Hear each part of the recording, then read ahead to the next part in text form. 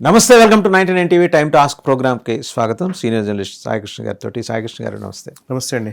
సర్జియో గోర్ ఆయన బాధ్యతలు తీసుకున్నప్పటి నుంచి భారతదేశంలో అమెరికా రాయబారిగా ఆయన ఎక్కే గుమ్మం దిగే గుమ్మంలా ఉంది. ఎక్కడికి పడితే అక్కడికి వెళ్తున్నాడు, ఎవరిని పడితే వాళ్ళని కలుస్తున్నాడు. సో మన దేశంలోనూ కూడా అలాగే తిరిగాడు. ఇప్పుడు బంగ్లాదేశ్ వెళ్ళాడు. మరి దేనికోసం వెళ్ళాడు ఏంటి అని ఎట్ ద సేమ్ టైం దాదాపు 2-3 నెలల క్రితం మనం మాట్లాడుకున్నాం. సిఐఏ ఆధ్వర్యంలో ఈ ఉగ్రముఠాలకు అన్నింటికి సంబంధించి అక్కడ మీటింగ్ జరిగింది ఢాకాలో. దాని కనెక్టింగ్ పాయింట్ మళ్ళీ ఇవాళ దొరికింది. ఢాకా హోటల్లో సీనియర్ సిఐఏ ఆఫీసర్ ఆయన అక్కడ కనబడటం, నేపాల్ బార్డర్ దగ్గర ఒక అమెరికన్ ఖలిస్తానీ ఉగ్రవాది అరెస్టు. ఈ డాట్స్ అన్ని కనెక్ట్ చేస్తుంటే భారతదేశానికి వ్యతిరేకంగా ఏదో పెద్ద ఉగ్ర కుట్ర జరుగుతోందనే అనుమానం వస్తుంది. కారణం ఏంటంటే ఫీల్డ్ మార్షల్ ఆయన last year before operation Sindoor మాట్లాడుతూ ఈసారి భారత్ మీద దాడి ఈస్ట్ నుంచి ఉంటుంది అన్నాడు. బంగ్లాదేశ్ ఆయనే హింట్ చేశాడు, అదాటిని చెప్పేసినట్టున్నాడు. ఇవన్నీ కనెక్ట్ చేస్తే ఉగ్ర కుట్రకి అక్కడ ఏదో ప్లాట్ఫామ్ రెడీ అయినట్టు అనిపిస్తుంది. ఏమంటారు? సో ఒక్కసారి మనము అమెరికా, చైనా ఈ రెండు దేశాలు కూడా భారతదేశానికి శత్రు దేశాలైనటువంటి అటు పాకిస్తాన్ని ఇటు బంగ్లాదేశ్ని శత్రు దేశాలని ఎందుకు అంటున్నానండి స్పష్టంగా చెప్తున్నాను. ఇంతకుముందు షేక్ హసీనా ప్రధానిగా ఉన్న సమయంలో బంగ్లాదేశ్ భారతదేశానికి మిత్ర దేశంగానే ఉండింది. కానీ ఎప్పుడైతే అక్కడ రెజీమ్ చేంజ్ జరిగిందో, రెజీమ్ చేంజ్ అయిన తర్వాత వచ్చినటువంటి ఇంతకుముందు మొహమ్మద్ యూనస్ ఇంటరిమ్ చీఫ్గా ఉన్న సమయం కావచ్చు, ఇప్పుడు తారిక్ రెహమాన్ నేతృత్వంలోని బంగ్లాదేశ్ కావచ్చు, ఈ రెండు కొంత పాకిస్తాన్ అనుకూల ధోరణిలోకి వెళ్ళిపోయాయి. చైనా అనుకూల ధోరణిలోకి వెళ్ళిపోయాయి. సో ఈ నేపథ్యంలో అటు చైనా ఇటు అమెరికా ఇద్దరూ కలిసి ఈ రెండు దేశాలని, అటు పాకిస్తాన్ని ఇటు బంగ్లాదేశ్ని వాడుకొని భారత్ ఎదుగుదలని ఆపే ప్రయత్నాలు జరుగుతున్నాయి. ఎందుకు ఈ రెండు దేశాలకి ఏంటి ప్రాబ్లము అని అంటే కనుక నిజంగా మరి యుఎస్కి చైనాకి కూడా పడదు కదా అంటే కొన్ని గ్రౌండ్స్లో యుఎస్కి మనం కంటగింపుగా మారాం, కొన్ని గ్రౌండ్స్లో చైనాకి కంటగింపుగా మారాం. ఎలాగా అని అంటే కనుక చైనాకి ఎందుకు అని అంటే న్యాచురల్గానే చెప్తే చైనాకి మొదటి నుంచి కూడా మన అరుణాచల్ ప్రదేశ్ కావచ్చు, వాళ్ళకు 1 palm 5 fingers అంటారు. వాళ్ళ చాలా లాంగ్ టర్మ్ విజన్లో భాగంగా ఇటు లదాఖ్, సిక్కిము, నేపాల్ అండ్ భూటాన్, అరుణాచల్ ప్రదేశ్ ఈ 5 వాళ్ళు కబలించాలనేది వాళ్ళ ప్లాన్. దానికి మేజర్గా అడ్డుకట్టగా ఉన్నది భారతదేశమే. ఇది మొదటిది. రెండోది ఏంటి అని అంటే కనుక చైనాకి ప్రత్యామ్నాయంగా భారత్ ఎదుగుతోంది. ఇప్పుడు యూరోపియన్ దేశాలు కానివ్వండి, గల్ఫ్ దేశాలు కానివ్వండి, ముఖ్యంగా మేజర్ దేశాలు ఆసియాన్ దేశాలు కావచ్చు, అందరూ కూడా చైనా డెట్ ట్రాప్లో పడకుండా, అప్పుల ఊబిలో కూరుకుపోకుండా, లేదా చైనాకు ప్రత్యామ్నాయంగా మనం భారత్ వైపు వాళ్ళు అడుగులు వేస్తూ ఉన్నారు. ఇప్పుడు యూరోపియన్ దేశాలు మనతో ఒప్పందాలు చేసుకోవడం ఇవన్నీ కూడా దాంట్లో సంకేతమే. ఈ నేపథ్యంలో చైనాకి ఎకనామిక్ ఆస్పెక్ట్స్లో చూస్తేనేమో భారత్ ఆల్టర్నేటివ్ అవుతోంది. రెండు మిలిటరీ పరంగా చూసినా కూడా ఇవాళ చైనాకి కాదని ఈవెన్ భారత్ నుంచి ఆసియాన్ దేశాలు ఇవాళ బ్రహ్మోస్ని కానీ లేకపోతే ఆకాశ్ తీర్ కానీ ఇవన్నీ కొనుగోలు చేస్తున్నాయి. ఇది చైనాకి సంబంధించిన కోణం. ఇక అమెరికాకి సంబంధించి చూసినట్లయితే అమెరికాకి కూడా భారతదేశము వాళ్ళ చెప్పు చేతల్లో ఉండడం ఇష్టం. సో భారత్ అనే కాదు, ఏ దేశమైనా సరే ఒక దేశం వాళ్ళ కంట్రోల్లో లేకపోతే, వాళ్ళ కంట్రోల్ లేకపోయినా ఇంకా వాళ్ళు ఎదుగుతూ ఉంటే, అంటే ఆత్మనిర్భరత, ఈ సెల్ఫ్ రిలయన్స్ ఇట్లాంటి మాటలు ఎవరు మాట్లాడినా కూడా అక్కడ రెజీమ్ చేంజ్ చేసేస్తారు వాళ్ళు. సో వాళ్ళు మొదటి నుంచి అంతే. ఆ నాయకులు ఎవరైనా సరే ఆ దేశం గురించి ఆలోచించేవాడు ఎవడన్నా ఉన్నాడంటే వాడిని పక్కగా జరపడమే అమెరికా మొదటి నుంచి పెట్టుకున్నది. సో డీప్ స్టేట్ చేసేటువంటి యాక్టివిటీస్ ఈ విధంగానే ఉంటాయి. అందులో భాగంగానే ఈవెన్ షేక్ హసీనా ప్రభుత్వాన్ని గద్దెదించారు వాళ్ళు. షేక్ హసీనాని గద్దెదించి అక్కడ మొహమ్మద్ యూనస్ అనే ఒక పప్పెట్ని తీసుకొచ్చి కూర్చోబెట్టుకున్నారు అమెరికా. సో అమెరికాకి ఇక్కడ ఏమైతుందంటే ఒకటి సెంట్ మార్టిన్ ఐలాండ్ కావాలని అమెరికా అడుగుతోంది. సో సెంట్ మార్టిన్ ఐలాండ్ కోసం అని చెప్పేసి ఇటు మొహమ్మద్ యూనస్ ప్రభుత్వం వచ్చిన తర్వాత ఆల్మోస్ట్ అప్పగించారు అనేది కూడా చర్చ నడుస్తోంది. ఈ నేపథ్యంలో అసలు ఫస్ట్ ఈ మధ్యకాలంలో గత 10 రోజుల్లో జరిగినటువంటి కొన్ని ఇన్సిడెంట్స్ చెప్తాను నేను. జూలై 25వ తేదీన CIA former CIA directorate officer అయినటువంటి వ్యక్తి, ఇంతకుముందు రిటైర్ అయ్యారు ఆయన, ఇప్పుడు రిటైర్ అయినటువంటి వ్యక్తి, CIA directorate of operations officer Gerald P Hamilton, ఇతను ఢాకాలోని వెస్టిన్ హోటల్లో చెక్ ఇన్ అయ్యాడు. జూలై 25వ తేదీ నుంచి జూలై 31వ తేదీ వరకు ఉంటాడు అని ఒక వార్తా కథనం వచ్చింది. కానీ ఎన్ని రోజులు ఉన్నాడు, ఎందుకోసం వచ్చాడు అనేది చాలా కీలకమైన విషయం. ఏముంది ఏదో సిఐఏ ఆఫీసర్ గతంలో పనిచేసినటువంటి వ్యక్తి ఏ దేశంలోకైనా వెళ్ళొచ్చు కదా, ఎక్కడైనా ఉండొచ్చు కదా అని అంటే, సేమ్ ఢాకాలోని ఒక హోటల్లోనే ఒక సిఐఏ ఆపరేటివ్ హత్య జరిగింది అనే వార్తా కథనం కూడా ఒక సంవత్సరం క్రితం మనం చూసాం. మీకు గుర్తుంటుంది వాసు గారు, SCO సమ్మిట్లో మోదీ గారు చైనాకి వెళ్ళినప్పుడు, చైనాలో ఉన్నప్పుడు రష్యా అధినేత పుతిన్ మోదీ గారిని కారులో కూర్చునేబెట్టి తీసుకెళ్లారు. ఒక 45 నిమిషాలు కారులోనే ఉండి చర్చలు జరిపారు. మూవింగ్ అరౌండ్, అంతే, దే ఆర్ మూవింగ్ అరౌండ్. ఆ టైంలో ఈవెన్ మోదీకి అగేన్స్ట్ గా కూడా ఏదో ప్లాట్ జరిగింది, సిఐఏ ఏదో హత్య కుట్ర పన్నింది అనేది కూడా వార్తా కథనాలు వచ్చాయి. సో ఆ టైంలో, ఎగ్జాక్ట్ అదే టైంలో ఢాకాలో ఒక సిఐఏ ఆపరేటివ్ చనిపోయాడు అని వార్త ఉంది. ఓకే, అండ్ అంతేకాదు ఈ మొహమ్మద్ యూనస్ ఇంటరిమ్ చీఫ్ గా ఉన్న టైంలోనే కాక్సస్ బజార్ అని ఒక ప్లేస్ ఉంటుంది, చిట్టగాంగ్ లో ఉండే ప్లేస్, అది చట్టోగ్రామ్ లో ఉండేది. సో కాక్సస్ బజార్ ఏంటి అని అంటే రోహింగ్యాలకు ఎక్కువగా అక్కడ అడ్డా. సో ఆల్మోస్ట్ ఒక 8 లక్షల దాకా రోహింగ్యాలు ఉంటారు అక్కడ అనేది, రిఫ్యూజీస్ గా వచ్చిన వాళ్ళు ఉంటారు అనేది ఒక అంచనా. సో అట్లాంటి రోహింగ్యాలో ఉండేటువంటి ఏరియాలో అమెరికా, US ఆర్మ్డ్ ఫోర్సెస్ అక్కడ ఒక మిలిటరీ ఎక్సర్సైజ్ చేశాయి. ఢాకాలో అంటే బంగ్లాదేశ్ గడ్డ మీద US మిలిటరీ ప్రెజెన్స్ అనేది యూనిస్ వచ్చిన తర్వాతనే మొదలైంది. సో మళ్ళీ ఎందుకు మొదలవుతోంది అండ్ సెయింట్ మార్టిన్ ఐలాండ్ ని వాళ్ళు అడుగుతున్నారు, ఇదొక అంశము. సో ఇవన్నీ ఢాకాలో గతంలో నెలకొన్నవే. అండ్ ఇప్పుడు ఈ రీసెంట్ గా ఏంటంటే Sergio Gor, US ambassador to India, భారత్కి రాయబారిగా ఉన్నటువంటి వ్యక్తి, అమెరికా రాయబారిగా ఉన్నటువంటి వ్యక్తి సర్జియో గోర్, ఆయన్నే even south and central Asia మొత్తానికి కూడా ఆయన హెడ్గా చేశారు. గతంలో ఓన్లీ భారత్ అంబాసిడర్ గా ఉండే, 2025లో డొనాల్డ్ ట్రంప్ వచ్చిన తర్వాత ఆయనను భారత్కి అంబాసిడర్ గా చేశారు. భారత్ అంబాసిడర్ నుంచి ఆయన కొంచెం ప్రమోషన్ ఇచ్చి Sergio Gor is the henchmen of Trump కదండి. Exactly henchmen of Trump. And ఆయన 2025 సెప్టెంబర్ ఆ టైంలోనే ఆయనని ఇంకొంచెం ప్రమోట్ చేసి, కేవలం భారత్ మాత్రమే కాదు, ఇతను సౌత్ అండ్ సెంట్రల్ ఏషియా మొత్తానికి స్పెషల్ ఎన్వాయ్ అని ఆయనను ప్రమోట్ చేశారు. సౌత్ ఏషియా, సెంట్రల్ ఏషియా కూడా. Central Asia. So and first ఆయన భారత్ అంబాసిడర్ గా ఉన్న వ్యక్తిని south and central Asia representative గా లేదా స్పెషల్ ఎన్వాయ్ గా ఆయనని ప్రమోషన్ ఇచ్చారు ఆయనకి. అంటే అర్థం ఏంటి? సో ఇప్పుడు ఈ సౌత్ అండ్ సెంట్రల్ ఏషియాకి సంబంధించిన అన్ని దేశాలకి ఆయనకు వెళ్ళడానికి ఆస్కారం వచ్చింది. సో ఆయన సరిగ్గా మే నెలలో నేపాల్కి వెళ్ళాడు. ఇప్పుడు ఆగస్ట్ 1కి బంగ్లాదేశ్కి వెళ్ళాడు. ఆయన వెళ్ళడానికి సరిగ్గా వారం రోజుల ముందు అక్కడ వెస్ట్ ఇన్ హోటల్లో ఫార్మర్ సిఐఏ ఆపరేటివ్, సిఐఏకి సంబంధించిన కీలకమైన విభాగాల్లో పనిచేసినటువంటి ఒక ముఖ్యంగా క్లాండస్టైన్ ఆపరేషన్స్ చేసేటువంటి వ్యక్తి, ఈ పర్టికులర్ జెరాల్డ్ హామిల్టన్ అక్కడ ఢాకాలోనే ఉన్నాడు. సో ఇవన్నీ ఒకదానికి లింక్స్ ఉన్నాయి. మూడో అంశం కనెక్ట్ చేయాల్సిందే. ఎగ్జాక్ట్లీ. ఇక మూడో అంశం ఉంది. ఇదే టైంలో జూలై 24వ తేదీన నేపాల్ బార్డర్ నుంచి భారత్ లోకి అడుగు పెడుతున్నటువంటి వారిస్ పంజాబ్దే అనే ఒక ఖలిస్తానీ టెర్రరిస్ట్ ఆర్గనైజేషన్ ఉంది. సో ఆ వారిస్ పంజాబ్దే టెర్రరిస్ట్ విక్రమ్జీత్ సింగ్, వీడు 2023లో పోలీస్ స్టేషన్ పేలుళ్లో ఇతనే కీలకమైనటువంటి పాత్రధారి. సో విక్రమ్జీత్ సింగ్ ని నేపాల్ బార్డర్ దగ్గర అరెస్ట్ చేశారు. అండ్ విక్రమ్జీత్ సింగ్ తో పాటు, విక్రమ్జీత్ సింగ్ అంటే అదేదో ఖలిస్తాన్కి అమెరికాకి ఏం సంబంధం అనుకోవడానికి లేదు, ఆ విక్రమ్జీత్ సింగ్ తో పాటు ఇంకొక US నేషనల్ కూడా ఉన్నాడు. US నేషనల్ ఎవరు అని అంటే అమెరికన్ సిటిజన్షిప్ వచ్చింది వాడికి. అతను టెర్రరిస్టే, ఖలిస్తానీ, పంజాబీ వాడే, మన్వీర్ సింగ్ ధిల్లాన్ అతని పేరు. అతను US నేషనల్. ఓకే. సో అతను అరెస్ట్ చేశారు. అతనితో పాటు ఇంకో 2-3 కూడా అరెస్ట్ చేశారు. పేర్లు ఏంటి అని అంటే కనుక సురేష్ కుమార్ పాఠక్, దిలీప్ ఉపాధ్యాయ్ అండ్ ఆ particular vehicle driver Rahul Kumar. వీళ్ళందరినీ 5గురిని అరెస్ట్ చేశారు. అందులో ఒకడు ఖలిస్తానీ టెర్రరిస్ట్ ఉన్నాడు, ఇంకొకడు US నేషనల్ ఉన్నాడు. వీళ్ళు నేపాల్ బార్డర్ దగ్గర. నేపాల్కి మరి బంగ్లాదేశ్కి ఏంటి లింక్ అని అంటే కనుక మీకు గుర్తుంటే, సరిగ్గా ఆపరేషన్ సింధూర్ జరిగిన తర్వాత కొంతకాలానికి బంగ్లాదేశ్లో మొహమ్మద్ యూనస్ ప్రభుత్వంలో ఉన్నటువంటి వ్యక్తి ఒకడు స్టేట్మెంట్ ఇచ్చాడు. మంత్రిగా పనిచేసిన వాడు. అతనేం స్టేట్మెంట్ ఇచ్చాడంటే, ఈ పర్టికులర్ మనము ఈస్ట్ నుంచి మనం దాడి చేయాలి, దాని మీద పాకిస్తాన్కి మనం సపోర్ట్ చేయాలని ఒకటి స్టేట్మెంట్ ఇచ్చాడు.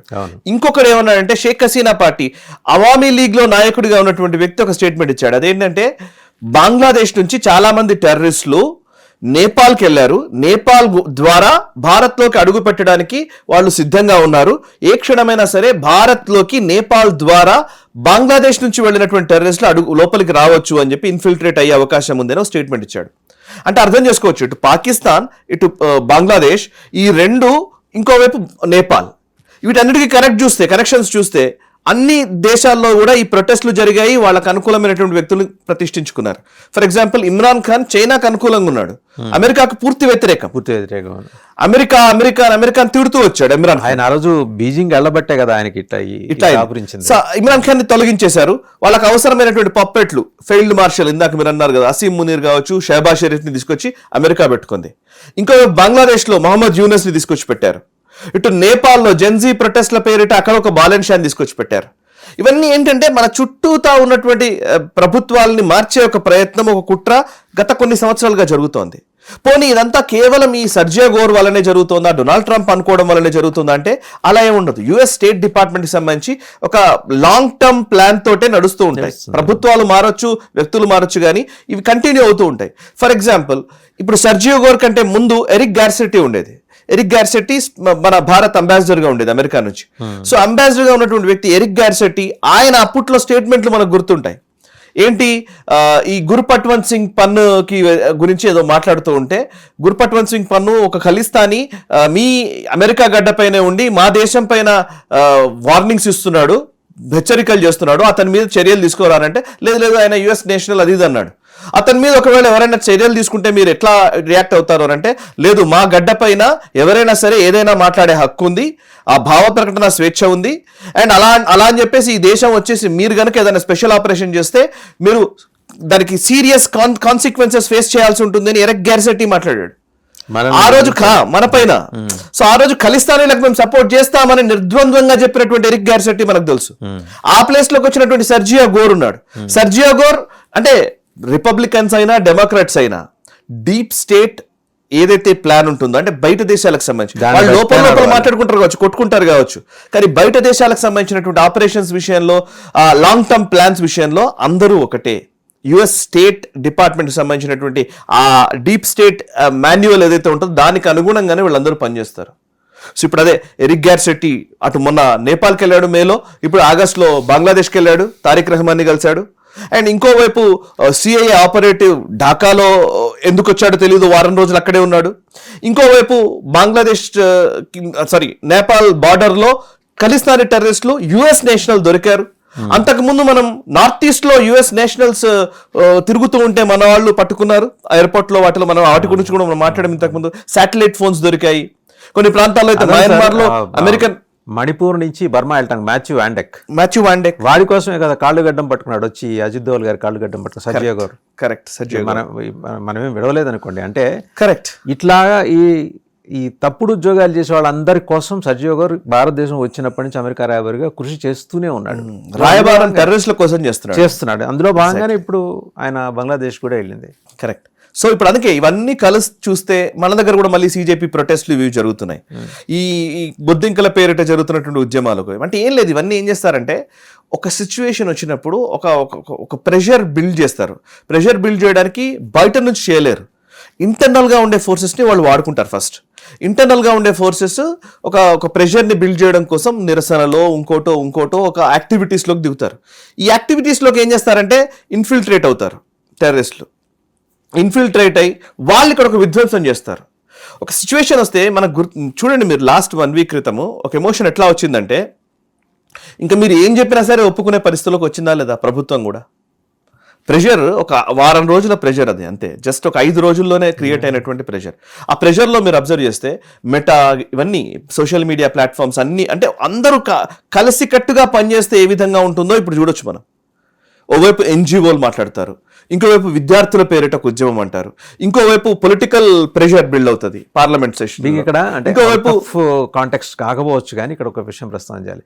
మెటా మీద కేసు అనుమతించినందుకు గాను సైబరాబాద్ డీసీపీని ట్రాన్స్ఫర్ చేసింది తెలంగాణ ప్రభుత్వం, తెలుసా? అవునా? ఇది నాకు తెలియదు, నేను ఫాలో కాలేదు. అంటే మీరు అన్నారు కదా పొలిటికల్ యాక్టివిటీ స్థాయిలో కాంగ్రెస్ ప్రెషర్ ఎగ్జర్ట్ చేస్తుంది అంటానికి. ఇక్కడ ఉన్నది కాంగ్రెస్ ప్రభుత్వం, ఫిర్యాదు చేసింది బీజేపీ నాయకులు. దాన్ని అనుమతించినందుకు గాను, అనుమతించి మెటాకి ఐ థింక్ నోటీసులు ఇచ్చినట్టున్నారు. ఇచ్చినందుకు పాపానికి అరవింద్ బాబు గారు అనుకుంటా, ఆయన డీసీపీ సైబర్ క్రైమ్. తప్పే ఉందండి? ఒక దేశ ప్రధాని ఆయన. ఇప్పుడు కాంగ్రెస్ పార్టీ బీజేపీని చూడం కదా, ప్రధానమంత్రి ఒకవేళ రాహుల్ గాంధీ ప్రధాని అయితే మనం రాహుల్ గాంధీని ప్రధానిగానే చూస్తాం, రాహుల్ గాంధీ కాంగ్రెస్ పార్టీని చూడం కదా మనం. అలా ప్రధాని, ఆయనకి ఏమైనా అవమానం జరిగితే మనకు అవమానం జరిగినట్టే భావిస్తాం. ఎలా చేస్తారండి ఆయన? అంటే కేసు కట్టడం నేరం అయిపోయిందా డీసీపీ గారు? మీరు అంటే నేను అంటే ఏ స్థాయిలో ఉంటుందని చెప్తున్నానండి. ఇక్కడ నువ్వు డీసీపీ ట్రాన్స్ఫర్ గురించి మనం మాట్లాడుతున్నాము, విచ్ ఇస్ రైట్ మీరు చెప్పింది. ఏ లెవెల్కి వెళ్తుందంటే ఒకవేళ మెటా గనక దానిపైన చర్యలు తీసుకునే పరిస్థితిలోకి వస్తే యుఎస్ ప్రెసిడెంట్ కూడా మాట్లాడతాడు, యునైటెడ్ నేషన్స్ మాట్లాడుతుంది. అంటే ఆ రేంజ్ వాళ్ళు ఇన్ఫ్లుయెన్స్ ఈల్డ్ చేస్తారు. అంటే నేను సింపుల్గా చెప్పట్లేదు, ఎవరి మీద ఒత్తిడి తెస్తాడు యుఎస్? ఎవరి మీదైనా తెస్తారు, అది ప్రాబ్లం. అంటే ఏంటంటే వాళ్ళు ఒత్తిడికి తలొగ్గేవాడా కాదా అనేది మనం చూడాలి. ఇప్పుడు భారత ప్రధాని మీద తేలేరు, భారత ప్రభుత్వం మీద తేలేరు, ఏం చేశారు? వాళ్ళకి అనుకూలంగా ఉంటే రాహుల్ గాంధీతో మాట్లాడి ఉంటారు వాళ్ళు, అంతే న్యాచురల్గా. రాహుల్ గాంధీ నుంచి మరి ఇక్కడికి ఫోన్ వచ్చి ఉంటుంది ముఖ్యమంత్రి గారి కార్యాలయానికి. తదనుగుణంగా కేసు కట్టినందుకు కానీ డీసీపీ గారు ట్రాన్స్ఫర్ అయిపోయారు. అంటే ఇందులో డీసీపీ కట్టలేదండి కేసు అనుకుందాం కాసేపు, ఐబీ ఇన్వాల్వ్ అవ్వచ్చు, ఎన్ఐఏ ఇన్వాల్వ్ అవ్వచ్చు, వాళ్ళు నేరుగా కేసు కట్టి సిబిఐ రావచ్చు, ఏదో ఒకటి. దాంట్లో ఉన్న ఒక క్లాస్ తీసుకుని వాళ్ళు వచ్చి కేసు కట్టారనుకోండి, ఏం చేస్తారు అప్పుడు? అంటే కేసు కట్టడం కూడా తప్పే వాళ్ళ దృష్టిలో.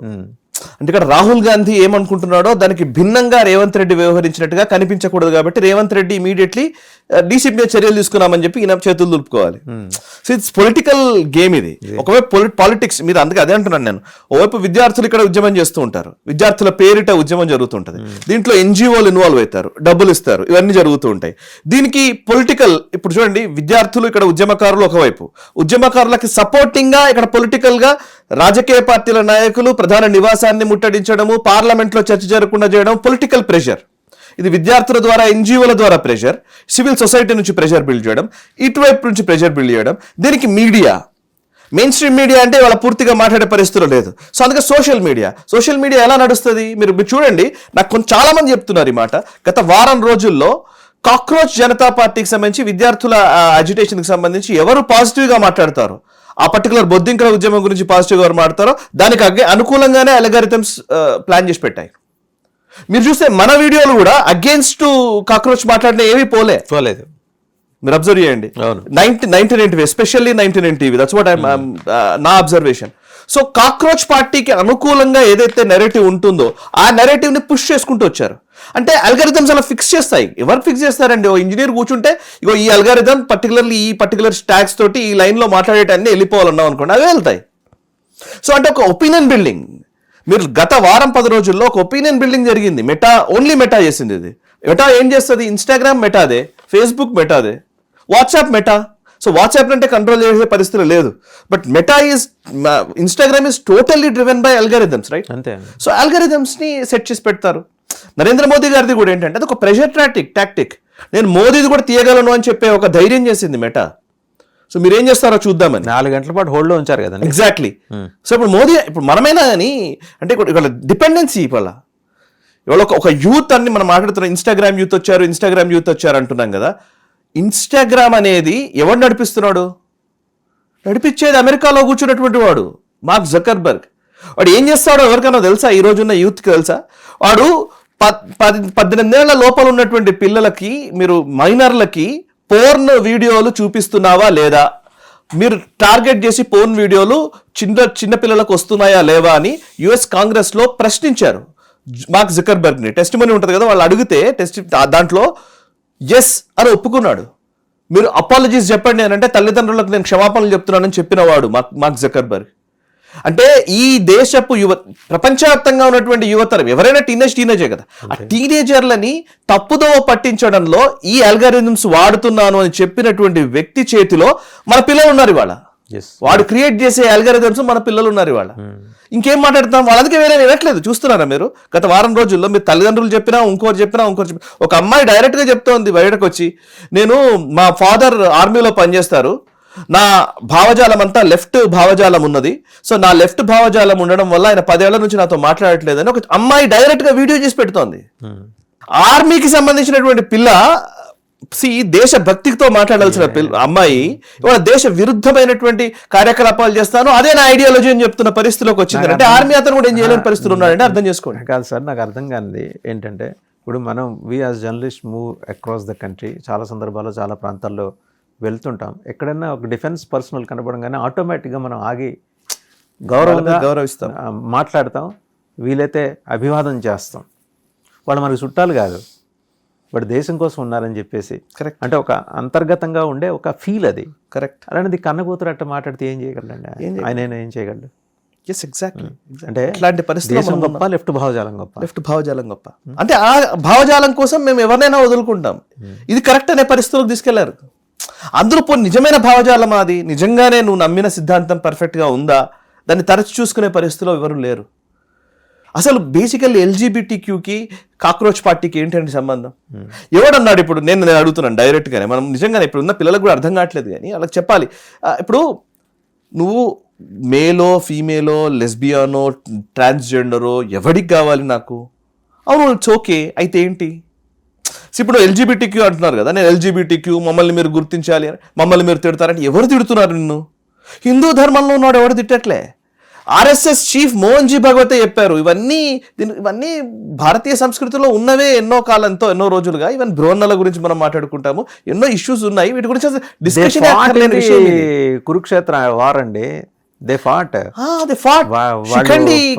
పాండవుల కోసం యుద్ధం చేస్తారు, అందుకని కృష్ణ పరమాత్మ వాళ్ళకి సపరేట్ ఆనర్ ఇస్తారు ఆయన. అవును, ఇది వాళ్ళదేం కాదు, వాళ్ళు కొత్తగా వాళ్ళనేమి బిలిటిల్ చేసేవారు. మీరు అన్నట్టు హిందూ ధర్మంలో ఎవరు మాట్లాడారు, కానీ వాళ్ళ టార్గెట్ ఎవరు? ఆర్ఎస్ఎస్. నువ్వు ఇప్పుడు నిజంగానే అంటున్నాను, అదే అమ్మాయి ఎవరో, అమ్మాయో అబ్బాయో, వాట్ ఎవర్, లెస్బియానో, గేనో, transgender, whoever it maybe, ఆ పేరు ఏమన్నా కావచ్చు కాక, వాళ్ళు ఒక్కసారి వెళ్ళి ఏ మదర్సానో, ఏ మౌల్వీ దగ్గరనో వెళ్ళి ఇదే మాట అనమండి? Islam won't accept this. Islam accept చేయట్లే. థర్డ్ జెండర్ అనేది వాళ్ళు ఒప్పుకోవట్లే. అసలు నువ్వు ఎవరికి అంటే నీకు ఏం లేదు. దీన్ని ఏమంటారంటే అప్రెస్డ్ అండ్ అప్రెసర్ అండి. This is a theory. ఎప్పుడైనా కానీ మనిషి పీడించేవాడు, పీడించబడేవాడు, ఈ రెండే సిద్ధాంతాలు పెట్టేసేసి మమ్మల్ని పీడిస్తున్నారు, మమ్మల్ని ఎవరు పీడించారు నిన్ను చెప్పు నాకు క్లియర్గా. యూత్ మేము, మా మాట వినట్లేదు, మీరు ఏం చెప్తున్నావు నువ్వు చెప్పు. వ్యాలిడ్ రీజన్ ఏదైనా ఉంటే ఖచ్చితంగా వింటారు, ఎందుకు వినరు? మేమే యూత్, ఇంకోటి కాదు అనే పరిస్థితి ఎందుకు రావాలి? ఇప్పుడు కనయ్య కుమార్ ఉన్నాడు, ఆజాదీ అంటాడు. ఏం ఆజాదీ? దేని నుంచి ఆజాదీ కావాలి చెప్పు నాకు ఒకసారి. లిటరల్లీ బ్రాహ్మణవాది నుంచి ఆజాదీ. అవును, కరెక్టే. బ్రాహ్మణవాది ఎవడి దగ్గర ఉంది? ఇప్పుడు ఎవడు బ్రాహ్మణ్ ఉన్నాడు? వాడు నిజంగానే మాట్లాడితే నువ్వు మాట్లాడేదన్నీ నేను మాట్లాడుతున్నవే. పేద ప్రజల గురించి మాట్లాడాలంటే ఆర్ఎస్ఎస్ ప్రచారక్ ఏకలవ్య ఫౌండేషన్లు పెట్టుకొని, లేదా వనవాసి కళ్యాణాశ్రమం నుంచి అదే ట్రైబల్స్ కోసం కొన్ని వందల మంది త్యాగం చేసి పనిచేస్తున్నారట. మరి వాళ్ళనేమో నువ్వు లేదు వీళ్ళు ఆర్ఎస్ఎస్ వాళ్ళు కాబట్టి వేరే. అరే ఎక్కడైనా సరే నీకు కాజ్ కావాలా, లేకపోతే వ్యవస్థ కావాలా? నువ్వు ఆర్గనైజేషన్ టార్గెట్ చేస్తున్నావు. నువ్వు నిజమైన భావజాలం ఉంటే, నిజమైన భావజాలం కోసం ఎవరు పనిచేస్తున్నా వాళ్ళతో ఉండాలి కదా. సో ఈ ప్రాబ్లం అది. అంటే మిస్గైడెడ్ అనమాట, మిస్ఇన్ఫార్మ్, ఇన్ఫర్మేషన్ లేక. ఇప్పుడు మాట్లాడుకున్నాం, మెయిన్ థీమ్ మాట్లాడుకున్నాం కదా సార్. సర్జియో గోర్ బంగ్లాదేశ్ పర్యటన, సిఐఏ ఏజెంట్, సీనియర్ ఆఫీసర్, వీటన్నింటికి సంబంధించి మెయిన్ స్ట్రీమ్ మీడియా చైనా కంట్రోల్లో ఉండి వాళ్ళ 100 సంవత్సరాల పండగకి ఫస్ట్ పేజీ కమర్షియల్ యాడ్స్ వేసుకున్న మెయిన్ స్ట్రీమ్ మీడియాలు ఉంటాయి కదా మనకి. అలాగే డిజిటల్ మీడియా, అనుబంధ సోషల్ మీడియా ప్లాట్ఫామ్స్ ఉన్నాయి కదా. వాళ్ళు ఎవరైనా మాట్లాడారండి ఈ అంశాల మీద? ఎవరైనా చెప్పారా? అసలు ఆ విషయాలే పట్టించుకోవట్లేదు. మనకు కావాల్సిందల్లా కేవలం regional politics. YCP, TDP, Janasena, TRS, Congress and main stream media జర్నలిస్టులు చాలామంది ఎలా అయిపోయారంటే మనకెందుకు వచ్చాము, మన పని చేసుకున్నాము, పోతామన్న దగ్గరికి వచ్చింది. అసలు జరుగుతున్న విషయాలు ఏంటి, ప్రపంచవ్యాప్తంగా ఏం జరుగుతోంది, అసలు ఓవరాల్గా ఇక్కడ మన భారతదేశంలో జరుగుతున్న అంశాలు ఏంటి, వీటి మీద నిజంగానే ఒకదానికి లింక్ ఉందా, నిజంగా కాన్స్పిరసీస్ ఏంటి, వీటి మీద అసలు అవసరం లేదు. ఏం లేదు, మైక్ ఇక్కడ పెట్టడం, మైక్ అక్కడ పెట్టడం, ఇక్కడికే అయిపోయాం మనం. ఇవాళ బొద్దింకల పార్టీకి సంబంధించిన వాడు మాట్లాడుతూ ఏది పడుతుందే మాట్లాడుతూ ఉంటే, ఇప్పుడు సేమ్ డైలాగ్స్ నరేంద్ర మోదీ గారిని, మోదీ అమ్మగారిని మొత్తం ఇష్టం వచ్చినట్టుగా మాట్లాడారు కదా, చాలా దారుణంగా మాట్లాడారు కదా. మరి ఆ విజువల్స్ ఎంత దరిద్రంగా ఉన్నాయో చూసాం కదా. సేమ్ థింగ్ రాహుల్ గాంధీకి వస్తే ఒప్పుకుందామా? నేను రాహుల్ గాంధీకి వచ్చినా మనం ఒప్పుకోవద్దు కదా. నేను అనేది అదే, మన ఈ దేశానికి చెందిన ఏ నాయకుడు, ఏ వ్యక్తికి వచ్చినా మనం ఒప్పుకోకూడదు కదా. అటువంటి అవమానకరమైన సంఘటన మనం అంగీకరించడానికి. ఇప్పుడు రాహుల్ గాంధీ ఉన్నాడు, ఈయన ఇంకా దారుణం. ఈయన పార్లమెంట్ లో ఒక ఎంపీ, ప్రతిపక్ష నాయకుడు ఈడియట్ అనే మాట వాడతాడు. అనడానికి ఎంతసేపు? ఈడియట్ అని అనలేమా? ఎవరు అనలేరా? సో ఈడియట్ అనే మాట ఎందుకు అసలు ఏం మాట్లాడాలనుకుంటున్నావు నువ్వు? ఎవరిని అట్రాక్ట్ చేయాలనుకుంటున్నావు? ఈడియట్, చోర్. అసలు నువ్వు లాజికల్గా ఆర్గ్యుమెంట్స్ పెట్టు, మేము ఒప్పుకుంటాం ఎవరైనా సరే. రైట్. ఈ పాయింట్స్ అన్ని ఖచ్చితంగా అండి మనం వి నీడ్ టు డిస్కస్. ఈ పాయింట్స్ మనం డిస్కస్ చేయడం కాదు, జనాలకు వెళ్ళాలి, జనాలకి, జన్జీకి తెలియాలి. థ్యాంక్ యూ సాయి గారు. సో ఓవరాల్గా ఒక్క మాట సార్, ఇప్పుడు మనం చెప్తున్నాం అన్నీ కూడా ఏదో కాన్స్పిరసీ థియరీస్ కావు. మనకు ప్రతి అంశానికి కొంచెం లోపలికి వెళ్ళి చూస్తే దాని విషయాలు అర్థమవుతాయి. ఢాకాలో సిఐఏ ఆఫీసర్ ఎందుకున్నాడు? సర్జియో అసలు అవసరం లేకుండా. Military exercises, military presence Dhaka దగ్గర చిట్టగాంగ్లో ఉన్నటువంటి కాక్సెస్ బజార్లో ఎందుకుంది? సెయింట్ మార్టిన్ ఐలాండ్ కావాలని ఎందుకు అడుగుతున్నారు? తారిక్ రహమాన్ ని సర్జియో గోర్ అదే సమయంలో ఎందుకు గెలిచాడు? నేపాల్కి వెళ్ళి ఎందుకు గెలిచాడు? నేపాల్ బార్డర్ నుంచి ఇన్ఫిల్ట్రేషన్ ఎందుకు జరుగుతోంది? ఈ నేపాల్లో అండ్ బంగ్లాదేశ్లో ఎందుకు జెన్జీ ఉద్యమాలు జరిగాయి? ఇక్కడ కూడా అట్లాంటి పరిస్థితి రావాలని ఎందుకు అంటున్నారు వీళ్ళు? నేపాల్ బంగ్లాదేశ్ తరహా పరిస్థితులు రావాలని ఎందుకు అంటున్నారు? ఎన్నిటికి ఒకదానికి సంబంధం ఉంది. Gen Z, please understand this. Right, thank you Saikrishna గారు. సో చూసాం కదా, అంటే సర్జియో గోర్ బంగ్లాదేశ్లో ఉంటాం, సిఏఏ ఆఫీసర్ ఢాకాలో ఉంటాం, అండ్ నేపాల్లోను బంగ్లాదేశ్ బార్డర్లోను మూమెంట్స్, ఇవన్నీ డాట్స్ కనెక్ట్ చేసి చూస్తే భారతదేశానికి వ్యతిరేకంగా జరుగుతున్న భారీ కుట్ర ఏంటనేది ఎస్టాబ్లిష్ అవుతుంది. భవిష్య బ్రహ్మ పాకిస్తాన్లో ఉన్నాడు, ఫీల్డ్ మార్షల్. ఆయన ఎప్పుడూ చెప్పాడు, 1.5 years బ్యాక్ చెప్పాడు, ఏది ఈసారి భారత్ మీద దాడి ఈస్ట్ వైపు నుంచి జరుగుతుందని. ఆయన పాకిస్తాన్లో మరి కాలజ్ఞానం తెలిసిన వాడిగా మనం భావించలేము, కానీ అప్రమత్తంగా ఉండాలి. ఆయన ముందస్తుగానే హెచ్చరిక చేశాడు, మంచికో చెడుకో ఆయన తెలుసో తెలియకో చేశాడు. మనం అప్రమత్తంగా ఉండాల్సిన అవసరాన్ని మనకి తెలియజేసి ఒక రకంగా హెచ్చరిక ఇచ్చాడు. మనం కూడా అప్రమత్తంగా ఉండాలి.